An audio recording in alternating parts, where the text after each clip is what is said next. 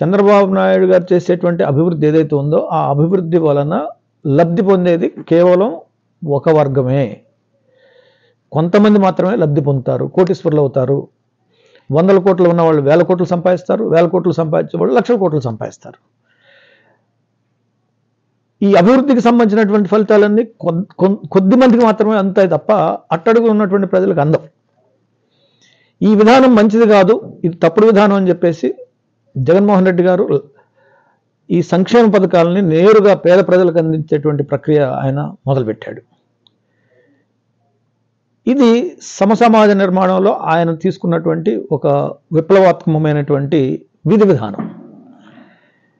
బాబాసాహెబ్ అంబేద్కర్ ఏ సమసమాజ నిర్మాణం కోసం కలగన్నాడో, ఏ అసమానతల రూపం మాపటానికి ఆయన జీవితం అంతా పోరాటం చేశాడో, ఏ వివక్ష పోవాలని బాబాసాహెబ్ అంబేద్కర్ తన జీవితం అంతా ఉద్యమించి చేశాడో, ఏ స్త్రీ జాతి అభివృద్ధి చెందాలి, వాళ్ళ యొక్క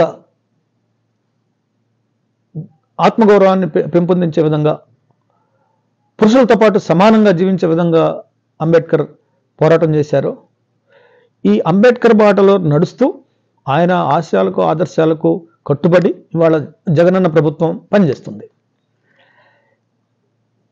ఆర్థికంగా, రాజకీయంగా, సామాజికంగా అన్ని రకాలుగా ఈ అసమానతలు తగ్గి సమసమాజ నిర్మాణం జరగాలనేటువంటిది జగనన్న యొక్క ధ్యేయం. అదే అంబేద్కర్ బాటలో ఆయన నడుస్తున్నాడు.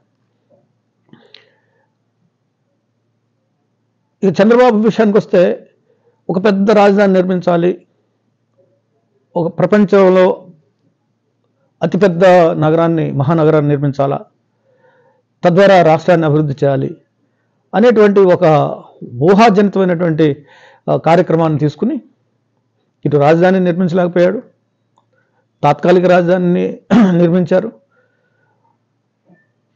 పేదవాడికి మాత్రం జరిగింది శూన్యం. ఒక సాంఘిక గిరిజన శాఖ మంత్రిగా నేను SC/ST సప్లాన్ నిధుల్ని సమర్థవంతంగా అవినీతికి తావు లేకుండా నేరుగా పేద ప్రజలకు అందించడం కూడా ఆ రోజు ఆయన ఇష్టపడలేదు, సంపూర్ణంగా ఇష్టపడలే. పేదవారికి ఏదైనా చేయాలనేటువంటి తపన ఆయనలో కనిపించదు. ఎప్పుడు కూడా అభివృద్ధి చెందాలా, అభివృద్ధి చేయాలా, అభివృద్ధి ద్వారా పేదవాడు బాగుపడాలంటాడు తప్ప నేరుగా పేదవారిని వాళ్ళ కాళ్ళ మీద వాళ్ళు నిలబడాలి, వాళ్ళ కాళ్ళ మీద వాళ్ళు నిలబడి వాళ్ళు ఆర్థికంగా, రాజకీయంగా అన్ని రంగాల్లో ముందుకు రావాలనేటువంటి ఆ యొక్క సమసమాజ భావజాలం చంద్రబాబుకు ఉండదు.